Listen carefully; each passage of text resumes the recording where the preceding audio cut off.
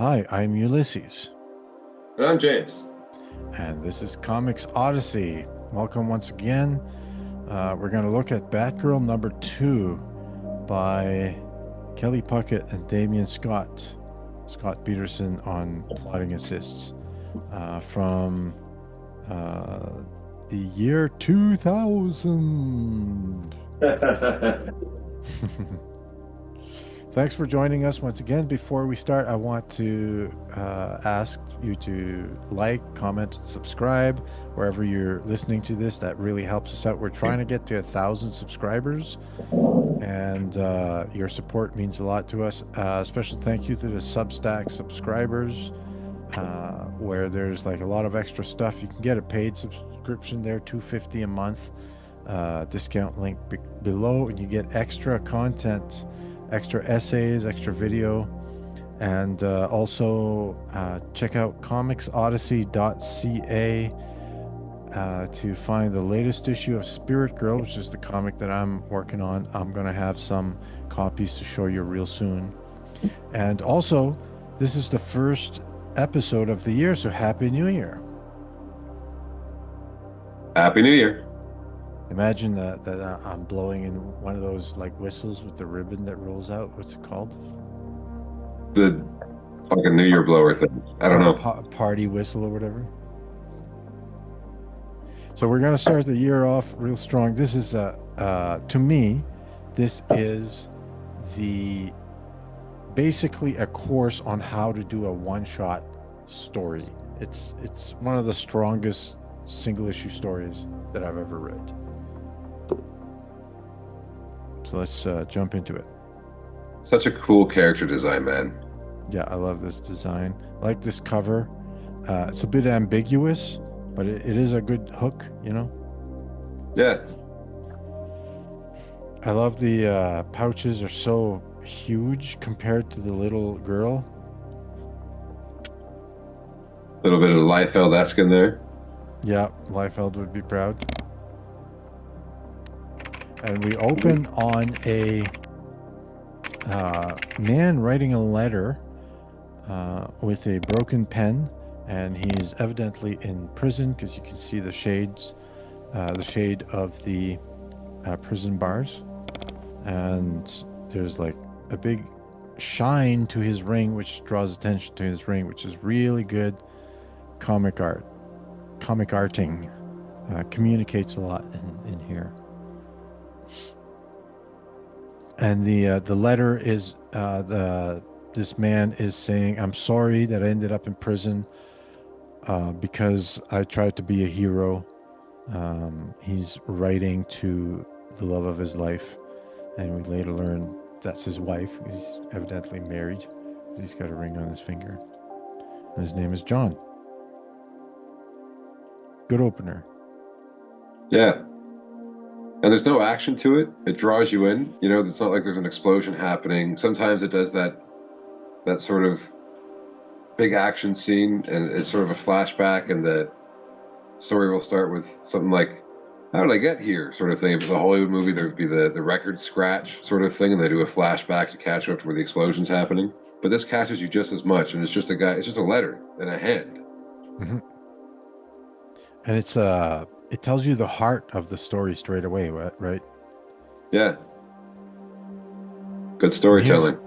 Here we have the scene of the thing he's talking about, where it's this guy who's walking home from work, carrying groceries. Got a little bit of glare, so let me see if I can adjust that. That helps a bit. Yeah, so he's walking home from work carrying groceries, and he comes upon this like mugging or some sort of, violent situation. And he's told menacingly by this criminal to keep moving along. And he tries to, but he can't help it. He turns around, puts the groceries down, grabs like a piece of wood that he sees there, and just attacks the guys to save the girl. So, 3 pages. boom, boom, boom. You have the whole setup to the story. Very efficient.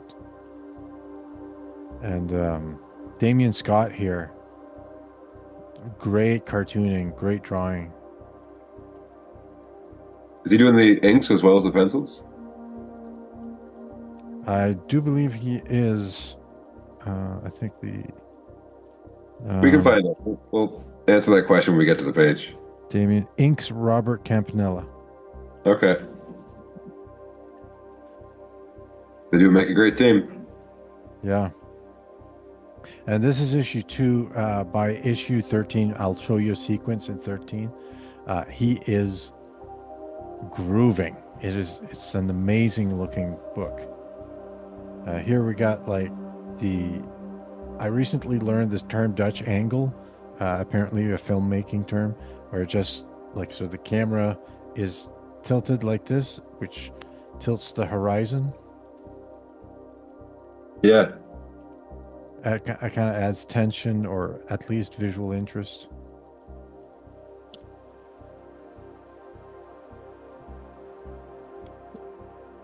And then he kind of goes like, "Let her go," and this mob boss is like, "I don't think you know what you're dealing with." He says basically like a bunch of people witnessed this crime, so get out of here, you'll get caught.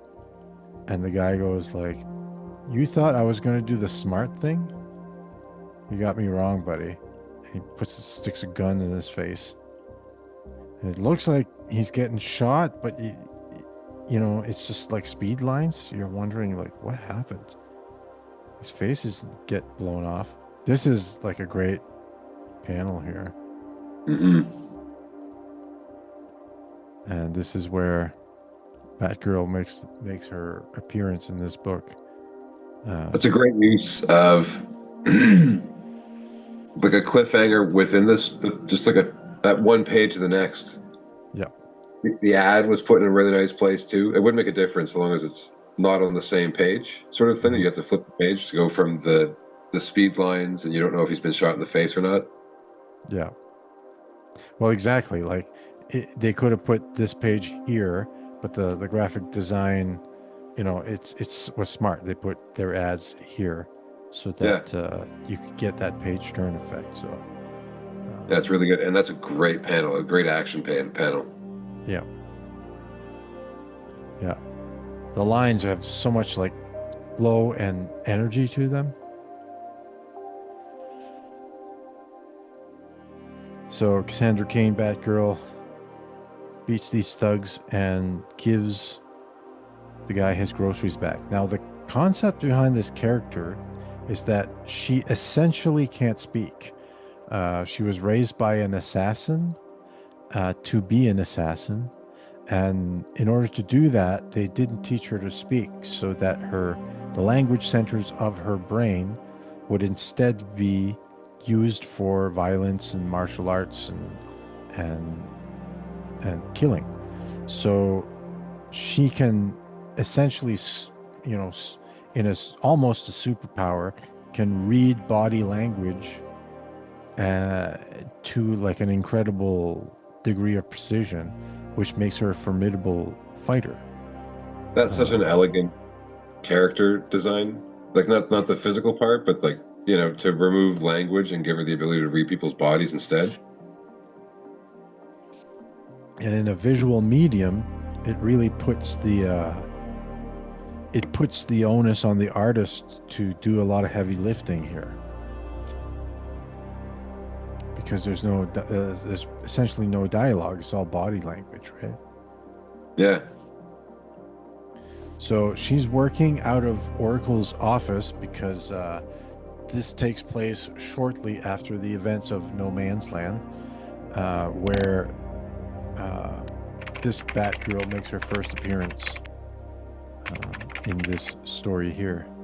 And this one here is drawn by Kelly Puckett as well. I was just confirming. So they had this artist kind of put on this character or he drew this story and they really like his work, so they're like, well, let's give him this character, right? Yeah. Yeah, which is kind of cool. There's a continuity there, which sometimes is missing due to the pressures of market pressures, commercial concerns.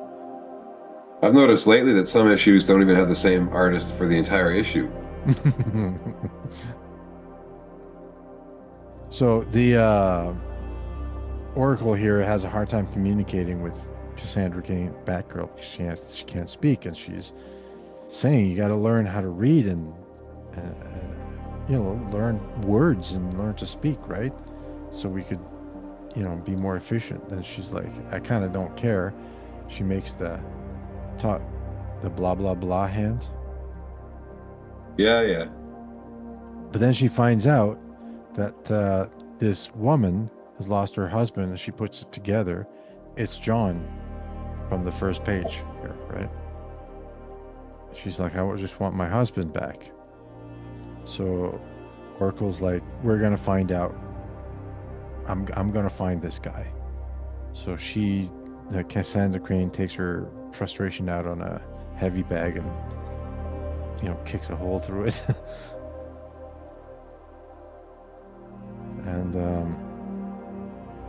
Oracle does locate the guy, and she knows that he's in custody of this mob boss guy who's not in town. So he's being held at this steelworks factory, who is now owned by the mob, basically. So she gets in a taxi, points to the map, says, take me there. Well, she doesn't say it, but because she can't speak, but she swims across the channel,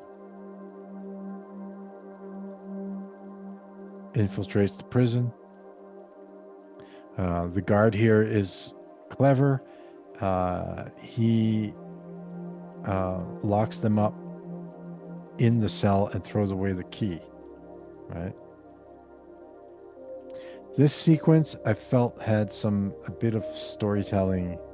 It's not clear. Like you can only tell that he closes the door by the slam sound effect here. Yeah.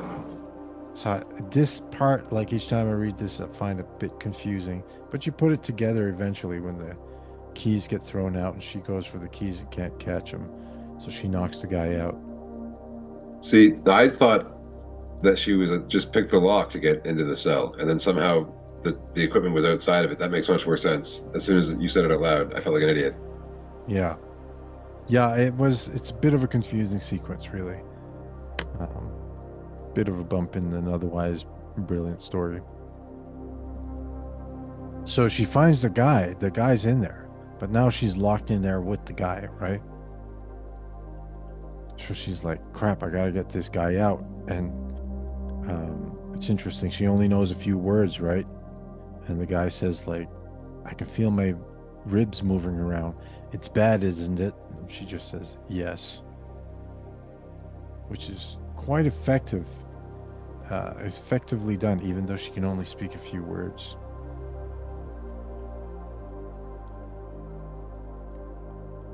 So he's hoping she can pick the lock, but obviously for some reason she can't. So she starts attacking the wall, and he's like, great, I'm dead. I'm gonna die in here.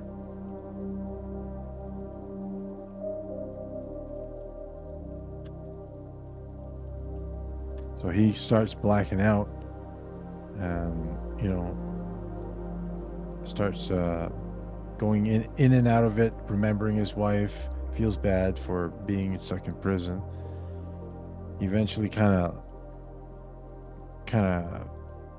faints or something. And when he comes to, Batgirl's kicked the wall in for somehow.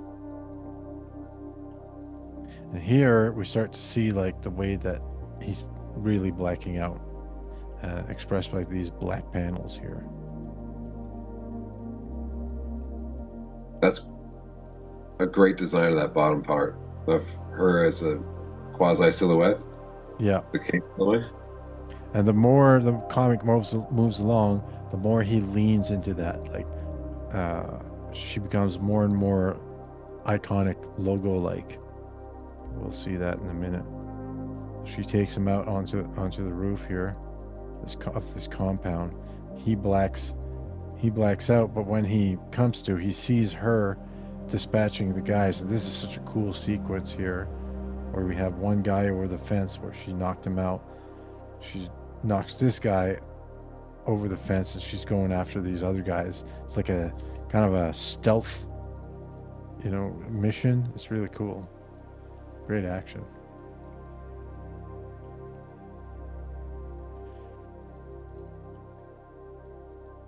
So he's finally blacking out a lot, but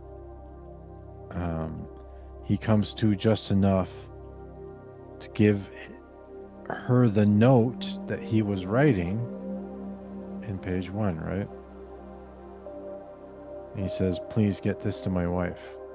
Like, he's basically saying, "I'm done for, but at least deliver this letter." So you can tell her emotional state on this. It's quite poignant.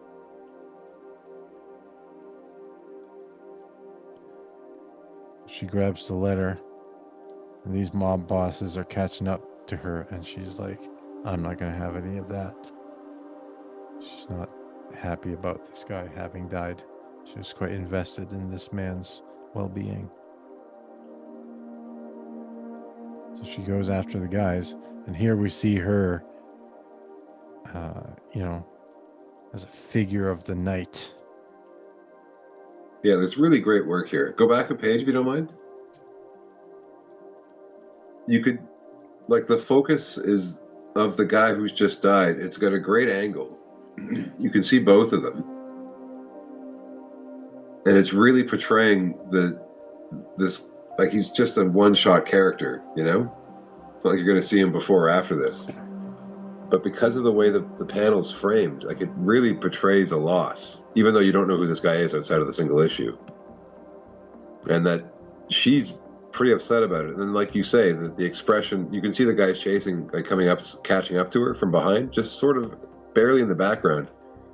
And her expression is very upset, even though she doesn't have, you can't see her face. It's completely covered. This guy knows what he's doing. Yeah. The artist, I mean. This action sequence is excellent.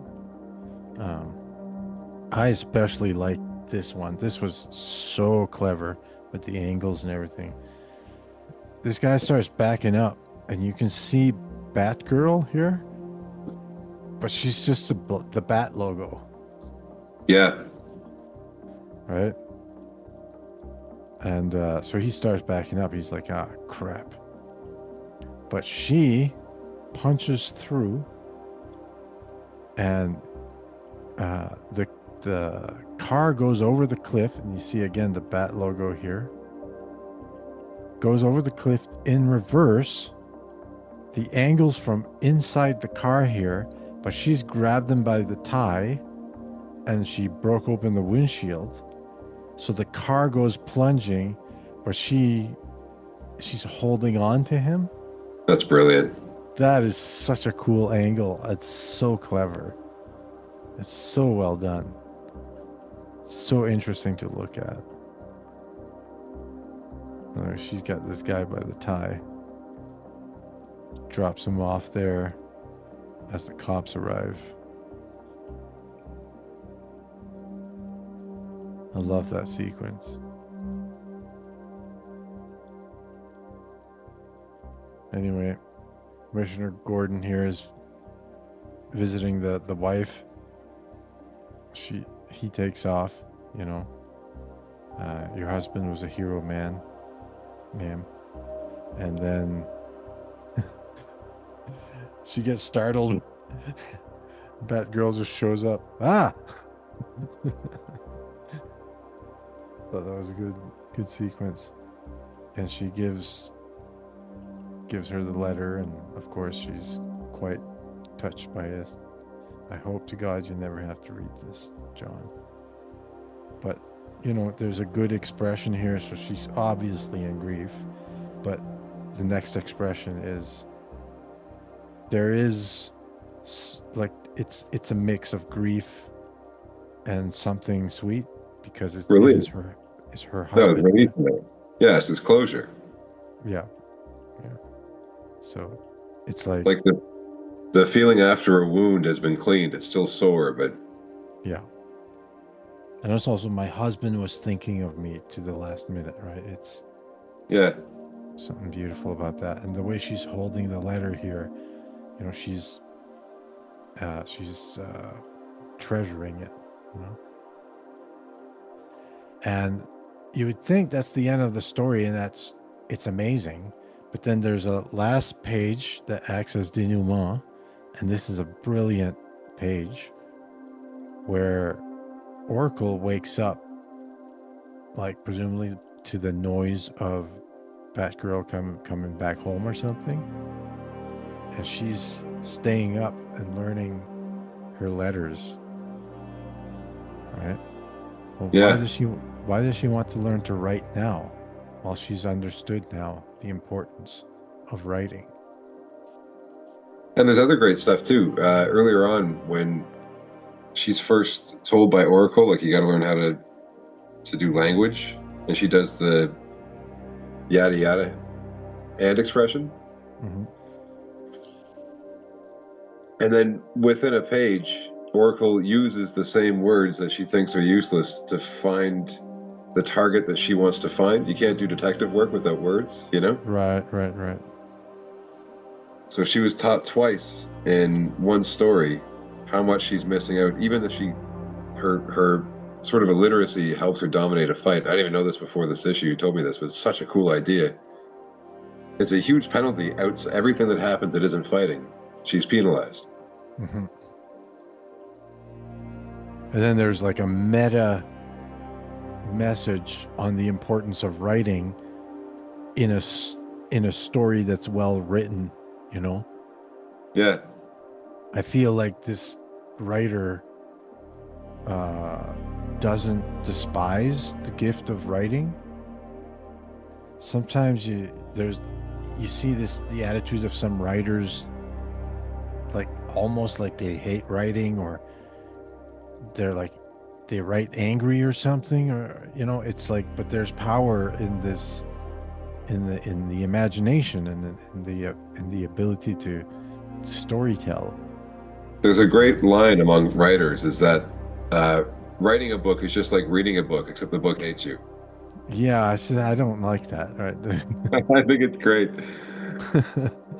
I just recently spent some time writing the Comics Odyssey mission statement, and the first line is, uh, Comics Odyssey. At Comics Odyssey, we believe that imagination is a gift, and storytelling is an act of gratitude. That's a beautiful line, man. So I don't like this like I'm worried about statements about that contain cynicism regarding the act Oh, of I don't storytelling. think you're supposed to take it too literally. In the same way that there's a great whiskey in Canada called Writer's Tears, I don't think it, I don't think it translates literally. If we can go to the first page just to finish off the point you were making about the importance of good writing, this whole story starts with him writing a letter that she gives to the wife. Like the whole thing is word based, letter based. The whole point of the story is the importance of words. Yeah. And the my friend Gamma, who's in the Discord, that Comics Odyssey Discord server that she can join in one of the links below, I had talked to him about this story, and he'd made the observation that the story ends the way it starts, right? Like a good song. So somebody writing, somebody writing. Oh yeah, good eye, Gamma. Yeah. So this is a great issue. I love to share this one with people. Because I inevitably they like this. I don't think I could share this with someone where they would think it's not a good book. This whole series is amazing, and I wanted to share with you a sequence in issue 13 that Damian Scott really demonstrates. Like, man, this is a flex. So she's got all these guns pointed at her, and she just waits for them to shoot. When they shoot at her, blah blah blah blah blah blah blah.